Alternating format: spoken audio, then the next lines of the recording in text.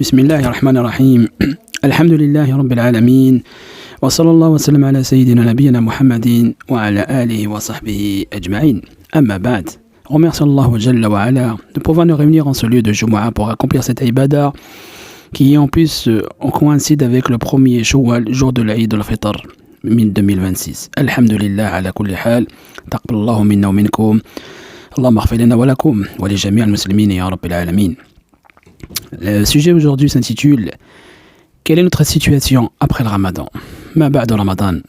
Naam, c'est une question importante car nous devons savoir justement que nous venons d'écouler un mois béni, un mois sacré, un mois ajib, un mois important, un mois exceptionnel de Ramadan al-Mubarak qui nous a quittés, que nous avons laissé, qui est parti ce visiteur incroyable. Chers croyants, chères croyantes, nous voyons malheureusement les mosquées qui commencent à se vider, les rangs qui commencent à diminuer, les Corans qui se retournent dans leurs bibliothèques, dans leurs étagères, le silence qui revient comme s'il n'y avait plus personne. Cela est triste. Nous voyons juste un petit groupe minoritaire, masha'Allah, qui reste accroché aux adorations et qui aiment que leur vie soit complètement une ambiance de Ramadan dans leurs adorations. Donc on voit en réalité, dès que le Ramadan finit, subhanallah, les gens désertent les mosquées. Les gens reviennent à leur vie d'avant le Ramadan. Alors, en restant dans le khair, dans les bonnes actions et les bonnes œuvres, alhamdulillah, tant mieux. Mais certains retournent dans leurs mauvaises habitudes. Par exemple, le fait d'ouvrir le Coran que pendant le Ramadan. Et le Coran, là, une fois que le Ramadan il est passé, tu vois qu'ils le mettent de côté. Et malheureusement, c'est la vérité. Naam. Mais les pieux, machallah, les vertueux, les salihin, eux, en réellement, n'arrêtent pas l'adoration. Ne s'arrêtent pas dans cette adoration. Ils continuent. Leur Coran ne prend pas de poussière. Ils ne se retournent pas sur les étagères. Au contraire, qu'ils restent fermés jusqu'à l'année prochaine, comme certains le font. Non. Ce sont les bien guidés par Allah subhanahu wa ta'ala. À la fin du Ramadan, nous avons vu des gens qui étaient constants dans leurs adorations et qui persistaient dans une grande obéissance. Subhanallah, c'est ça, telle est la voie des croyants et leur mode de vie. Car le croyant, il ne connaît pas l'adoration à un moment donné dans l'année. D'accord? Et ensuite, il ne réagit plus ou bien il arrête d'adorer Allah Azza wa Jal indirectement. Non. Il est dans l'adoration constante, tout le temps, à chaque moment, à chaque événement qui arrive. Attention à celui et celle qui délaisse les mosquées après le Ramadan.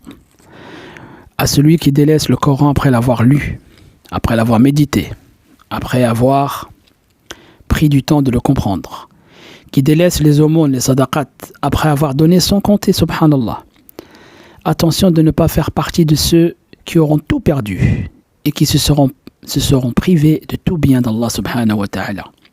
Car c'est ce qui arrive malheureusement à ces personnes qui, dès que le Ramadan passe, finit par, tu vois, ils retournent, ils redeviennent des autres personnes. La piété qu'ils avaient disparaît, la foi qu'ils avaient repart, la motivation qu'ils avaient, elle disparaît notamment. C'est pour cela qu'en islam, ce qui est demandé, en règle générale, dans tout type d'adoration, c'est d'être assidu. Mustaqim, istiqama. Assidu durant toute ta vie. Naam, oui. Tu dois être constant dans ton adoration et pas seulement pendant le Ramadan. Le prophète sallallahu alayhi wa sallam, on est venu lui poser la question en lui demandant au prophète d'Allah, donne-nous une recommandation, un conseil à mettre en pratique en islam, dans notre vie. Il leur a dit, écoutez bien, croyez en Allah et soyez assidus dans vos adorations. Croyez en Allah, amantu billah, wastaqim, sois assidu, masha'Allah. Il n'y a pas d'honneur ni de valeur sans l'adoration. Écoutez bien, il n'y a pas d'honneur, pas de sharaf, pas de dignité sans qu'il y ait l'ibada, sans l'adoration. C'est l'adoration, et grâce au biais de l'adoration, que cela va te donner un degré d'importance auprès d'Allah Azza wa Jal. Serviteur d'Allah, écoutez bien, Allah Azza wa Jal nous dit, certes, ceux qui ont dit notre Seigneur est Allah et qui sont restés sur le droit chemin, les anges descendront sur eux en disant ne craignez rien et ne vous affligez pas, mais recevez la bonne nouvelle du paradis qui vous a été promis. le verset 30 de la sourate Fussilat. Allah Ta'ala nous donne cette bonne nouvelle. Allah subhanahu wa ta'ala est toujours là, ne l'oubliez pas. Allah, comme ils disent de Sha'ban, c'est aussi Allah de Ramadan, Allah de Shawwal. Donc le Dieu de Sha'ban, le Dieu de Ramadan, le Dieu de Shawwal, c'est toujours le même. C'est ainsi qu'un musulman doit être, persévérant, cohérent dans son adoration et dans ses gestes, dans son comportement, et assidu, afin quoi? D'échapper aux ruses de Shaitan. N'oubliez pas que les shayatines, les démons, ont été relâchés des prisons. Ils reviennent sur terre en nombre important. Ils reviennent à leur travail initial, qui est de séduire, de tenter et de te détourner du droit chemin. Ce qui est attendu normalement du serviteur, c'est qu'Allah subhanahu wa ta'ala attend notamment de ses serviteurs dans ce quoi il les a créés, qu'il l'adore seul, subhanahu, wahdahu la sharika lah, sans aucun associé, et que leur adoration envers lui soit continue. D'accord? Continue, assidue. C'est pas on arrête. Allah ta'ala ne s'adore pas une période précise et après on arrête. On n'adore pas Allah quand on a besoin de lui seulement, ou quand on voit que c'est un événement précis. On adore Allah Azza wa Jal du début jusqu'à la fin. Naam, c'est ça le vrai croyant. Allah Ta'ala nous dit justement dans la sourate Al-An'am, verset 162, dit, en vérité, ma prière mérite de sacrifice, ma vie et ma mort appartiennent à Allah Ta'ala, Seigneur des mondes. Hassan al-Basri, rahimahullah, ce grand muhaddith, ce grand alim a dit, Allah Ta'ala n'a pas fixé de date limite pour les actes du croyant avant sa mort. Puis il récita le verset suivant dans Surat Al-Hijr, verset 99, et adorez votre Seigneur jusqu'à ce que vous vienne la certitude, c'est-à-dire la mort. Adorez votre Seigneur jusqu'à ce que vous vienne la mort, al-maut.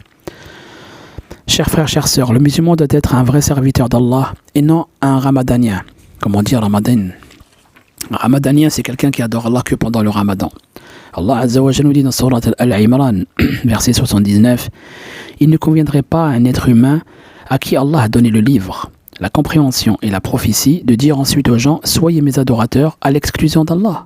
Mais au contraire, il devra dire « Devenez des savants, obéissons au Seigneur puisque vous enseignez le livre et vous l'étudiez. » Allah subhanahu wa ta'ala, il est clair dans ses paroles et dans ce qu'il nous a donné comme indication et comme conseil, mais en même temps comme avertissement. Il ne dit pas d'adorer Allah quand nous on le veut, quand nous on le souhaite, quand ça nous arrange, ou à des moments précis, à des périodes précises, à des événements précis. Non, le croyant sincère, le croyant véridique, la croyante sincère et la croyante véridique sont ceux qui adorent Allah subhanahu wa ta'ala de janvier à décembre, de Muharram jusqu'à Dhul Qa'da, Dhul Hijjah, tous les mois. Certes, il y a des événements importants comme le Ramadan, comme l'événement de l'Eid al-Adha, des événements très importants en islam. Subhanallah, pendant ces événements, on augmente justement l'adoration. C'est pas qu'on crée une nouvelle adoration. En temps normal, tu adores ton créateur. Quand viennent ces événements, tu augmentes l'adoration, tu augmentes la foi, l'iman. Et alhamdoulilah, quand passent ces événements, tu redeviens, la courbe redescend, mais une courbe normale, à un stade qui est normal dans l'adoration. Et non pas elle disparaît ou elle descend tout en bas.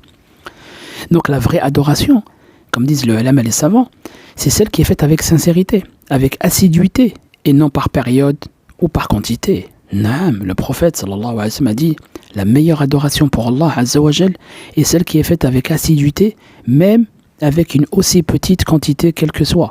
C'est-à-dire même si elle est petite, ton adoration. Mais le fait qu'elle soit assidue. Et Allah azza wa jal, c'est ce qu'il aime, la qualité, pas la quantité. Un exemple simple, imagine tous les soirs avant de dormir, tu fais 2 rak'ah. 2 rak'ah. Et tu fais ça pendant toute ta vie. C'est meilleur que de faire à un moment donné, par exemple pendant le mois de Ramadan, de ne faire la qiyam que pendant le Ramadan, et puis après le Ramadan, tu arrêtes. Tes 2 rak'ah que tu as fait toute l'année de janvier à décembre, elles sont largement meilleures et acceptées par Allah Azza wa Jal, d'une qualité de sincérité pour Allah Ta'ala. Donc tu es assidu dans cette nafila, dans cette adoration supplémentaire. Allah Ta'ala, c'est ce qu'il aime. Chers croyants, chères croyantes, il ne faut pas oublier que la vie de l'âme, hayat al-ruh, du cœur, c'est quoi? Al-Qur'an, c'est le Coran.